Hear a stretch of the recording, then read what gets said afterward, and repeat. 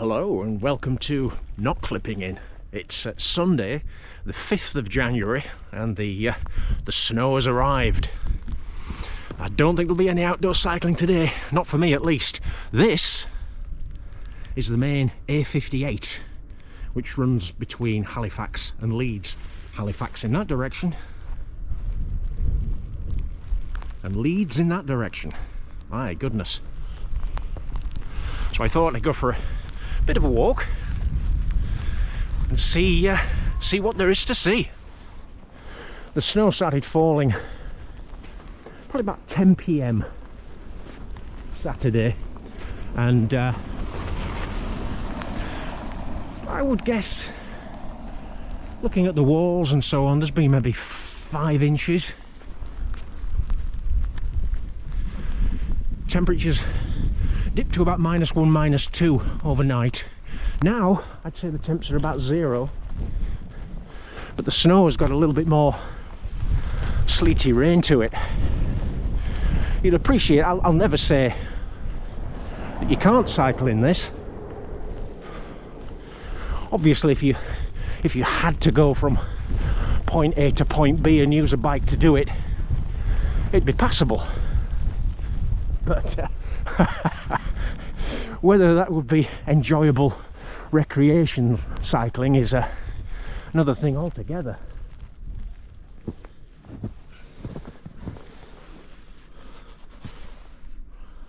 Gives us a fair idea. 4 or 5 inches. Breaking trail now through the fields. Mist is down. Now usually behind me over there you can see both Castle Hill at Armonbury and on a clear day Home Moss. You'll have to use your imagination this time. They gave out, I looked at the traffic updates this morning, and all the usual suspects, Home Moss, Woodhead, Isle of Skye, Wessendon, all those roads that I normally feature on the channel, they're all closed at the moment, and I assume that the snow gates will be closed too.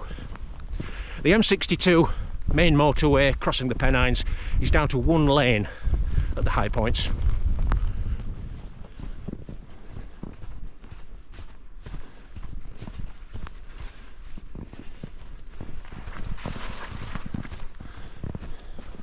Hello!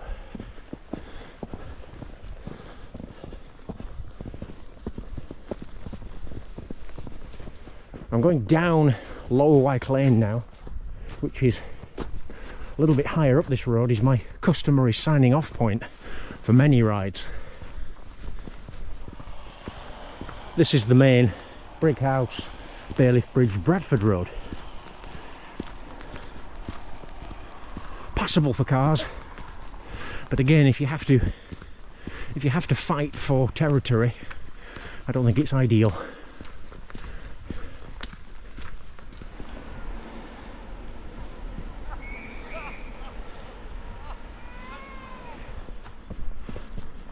I think it's just going to be a mess later on, and the problem then is, couple that with a fresh fall overnight and very low temperatures, and tomorrow morning is not going to be pleasant. Railway viaduct over there, still a live line,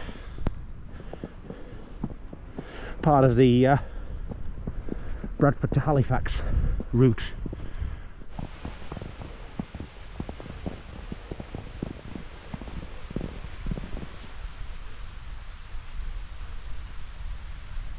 To the A58 again, which you might remember at the beginning of the video, and you can see this has been visited. It's passable, although whether you'd want to be cycling in the edge is another matter. So this is Priestley Green, a C category road. You can see a car there spinning out, front wheel drive, or maybe 4-wheel drive. Not making a lot of progress though. untreated road. Not great. Almost at the highest point of this circuit now, around 600 feet. And in that direction normally you'd see the Pennines, you catch a glimpse of Emily Moor mast, and sort of in that direction the higher hills towards Home Moss. I can only imagine what it's like up there today.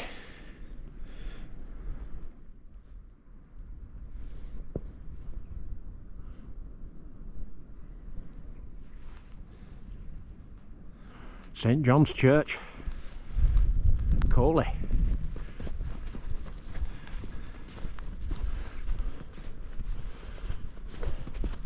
Not been a lot of traffic on here. Turning right here onto a bridleway. Regular viewers might remember this one. It's when I want to do a easy hour. I come out on the mountain bike. I come up this bridleway, round on the road, and just keep lapping.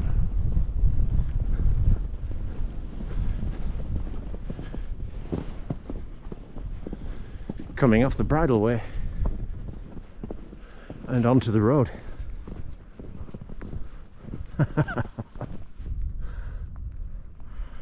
You can't see the join, as someone might say. Shuts Lane, heading in the direction of Knotted Green.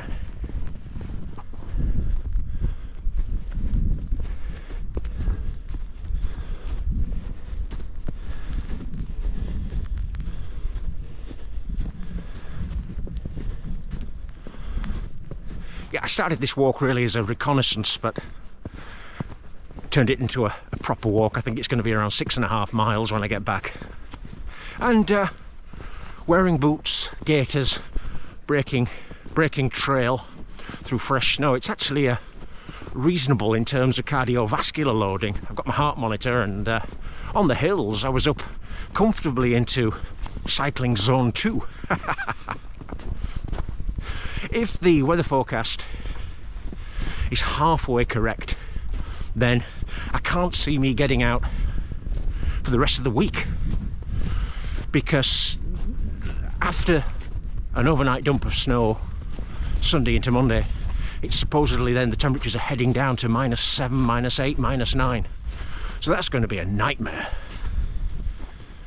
I was quite lucky that, I mean, I lost December essentially to recovering from that virus, but I've made a good recovery, and from what I can see indoors in terms of power and heart rate, I'm back to where I was mid to late November, equally unfit, but I haven't lost anything.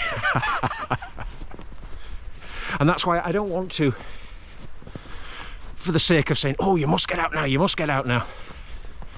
The conditions are, I think, I might be wrong, let's hope I am wrong, but I think the conditions for the next week are going to be less than ideal for my kind of cycling. So it's best just to get out of the way, use the indoor bike, go for walks, whatever, and sit it out. Because this kind of stuff, it's freakish for West Yorkshire at winter nowadays. And you think, well, a week, sit tight, and then it should open up. I often cite the case of December 2005. There'd been a prolonged freezing spell, and I was getting cabin fever from being on the indoor trainer, and I thought, I must get an outdoor ride. I went out for a 60 miler, 45 miles past uneventfully, and then wham, I came off on an off-camber icy road, broke my collarbone, smashed my ribs. It was 10 weeks before I rode outside again. After that, I always play safe with the weather conditions, and think the indoor trainer is your friend when it's like that. So I won't stretch this too much. Time to wrap things up for this edition of Unclipping In, and I'll see you soon, maybe indoors, or maybe after a suitable interval, back out on the Yorkshire roads. Bye bye.